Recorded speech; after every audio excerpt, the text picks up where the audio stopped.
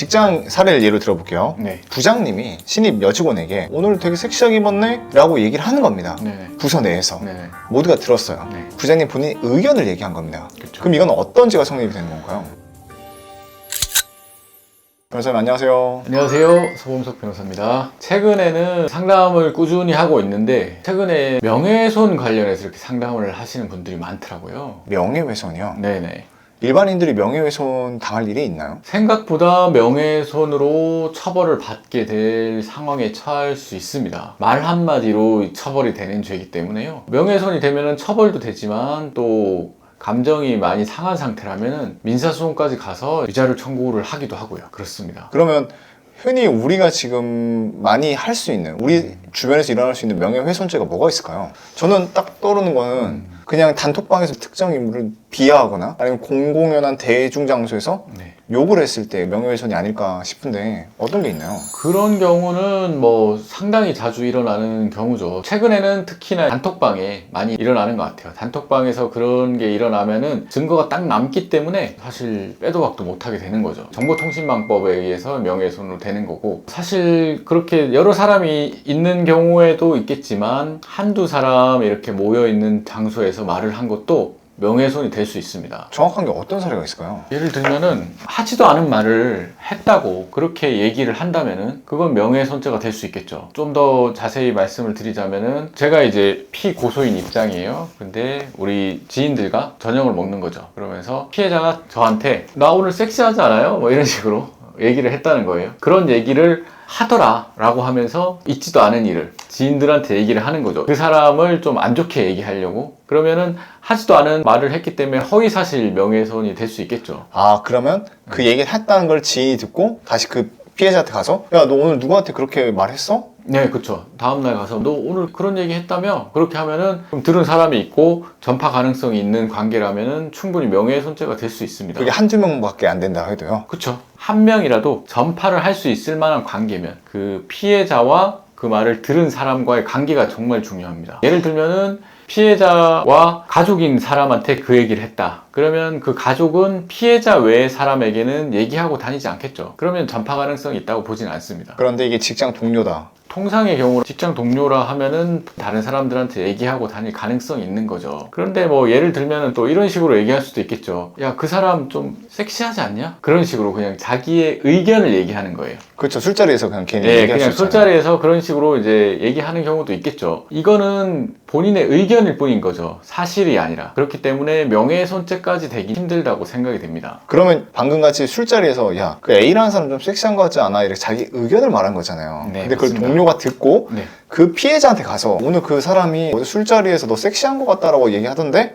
근데 그 사람이 들었는데 기분이 나쁠 수도 있잖아요. 섹시하다는 표현이 네. 그러니까 내 의견을 그냥 전달한 건데 네네. 기분이 나쁠 수도 있는데 그럼 그것도 명예훼손죄가 성립이 되는 건가요? 의견의 경우에는 모욕죄 가능성이 있죠. 정말로 그 사람이 그 표현으로 네. 모멸감을 느꼈다면 형법에 있는 모욕죄 가능성은 있습니다. 그런데 모욕까지는 아니더라도 나는 성희롱을 당했다고 생각한다. 그런 표현들을 하고 다님으로 인해서 그러면 또 직장 내 성희롱 이런 문제가 또 불거질 수도 있겠죠. 말을 함부로 하면 안 되겠네요. 그럼요. 말 한마디로 처벌이 되는 무서운 죄죠. 어떻게 보면 명예훼손죄, 모욕죄라는 죄는. 근데 최근 들어서 이런 유형으로 이렇게 상담을 오시는 분들이 많아요. 뭔가 이렇게 상대방에게 어떤 피해를 당했는데 나도 그 사람의 처벌을 원한다. 그런 취지에서 이런저런 것들을 생각해 보다가 아, 그 사람이 이런 말을 했는데 하면서 또 명예훼손으로 고소를 원하는 분들도 있고. 그런데 생각보다 명예훼손죄가 처벌이 안 되는 경우들이 많아요. 왜요? 조금 전에 예를 들었던 의견을 얘기한 건데 사실로 얘기한 걸로 의견과 사실의 구별을 못 하시는 분들이 많고요. 그리고 또 조금 전에 얘기했던 공연성의 문제, 전파 가능성이 있느냐, 다른 사람들한테 말하고 다닐 가능성이 있느냐, 그런 문제가 있고, 또 그 다음으로는 진실된 사실을 얘기하는 경우들이 있어요. 하지만 그거 자체로 나는 명예훼손을 당했다 하면서 고소할 수도 있는 거거든요. 그럴 경우에는 공익성이 인정이 된다면은 위법성 조각이 되어서 처벌이 안 되는 형법 규정이 있습니다. 변호사님, 그러면 직장 사례를 예로 들어볼게요. 네. 부장님이 신입 여직원에게 오늘 되게 섹시하게 입었네? 라고 얘기를 하는 겁니다. 네. 부서 내에서. 네. 모두가 들었어요. 네. 부장님 본인이 의견을 얘기한 겁니다. 그쵸. 그럼 이건 어떤 죄가 성립이 되는 건가요? 이건 일단 명예훼손은 아닌 거죠. 이건 명예훼손은 아니지만 그 표현 자체로 모욕감을 느꼈다. 그럼 형법상 모욕죄를 생각해 볼 수 있는데 그 표현이 모욕적인 표현이 아니다. 하지만 난 성적으로 수치심을 느꼈다. 그렇다면은 이제 성희롱으로 생각해 볼 수 있겠죠. 이게 참 모욕죄가 될 수도 있고 성희롱이 될 수도 있고 네, 명예훼손이 될 수도 있고 네, 맞습니다. 이게 무섭네요. 사실 그래서 뭐 저도 예전에 이제 조직 생활을 할 때는 그런 성희롱 교육을 정기적으로 계속 받았었어요. 근데 사람이라는 네. 게 이런 법을 알고 있어도 실수도 할 수 있고 정말 내 의도와 다르게 네. 범죄자가 될 수도 있는 거잖아요. 네, 맞습니다. 그렇게 해서 명예훼손죄가 성립이 됐습니다. 네. 그럼 저는 어떠한 벌을 받게 되나요? 보통의 경우라면 벌금형이 많습니다. 명예훼손죄나 모욕죄는 벌금 뭐 100만 원, 뭐 200만 원, 뭐 이런 식으로 벌금형이 많고 처벌까지 가기 전에 합의가 된다면 명예훼손죄 같은 경우에는 반의사 불벌죄고 모욕죄는 친고죄이기 때문에 둘 다 합의만 된다면 처벌은 안 됩니다. 피해자에게 사정하고 피해자가 네, 처벌 불원의 의사를 밝혀준다면 처벌은 안 됩니다. 그런 게 있구나. 그러고 보니까 네.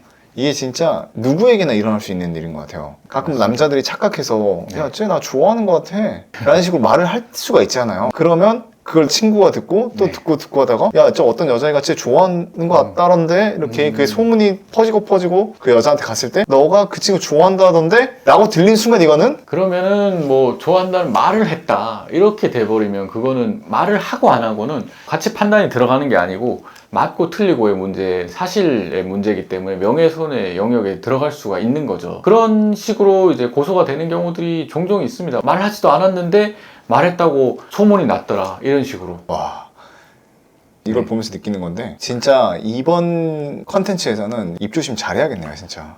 네, 맞습니다. 입조심도 해야 되고 뭐 사실 사회생활 할 때 적당한 거리감도 필요한 것 같습니다. 오늘은 우리 주변에서 흔히 일어날 수 있는 명예훼손죄에 대해서 이제 말씀을 드렸는데 생활하시면서 도움이 되셨으면 좋겠고 궁금한 내용들이 있으시면은 댓글을 달아주셔도 좋고 그리고 제가 운영하는 블로그에 보면은 유사 사례나 제가 실제로 수행했던 사례들 이런 것들도 있으니까 보시면 도움이 될 것 같아요.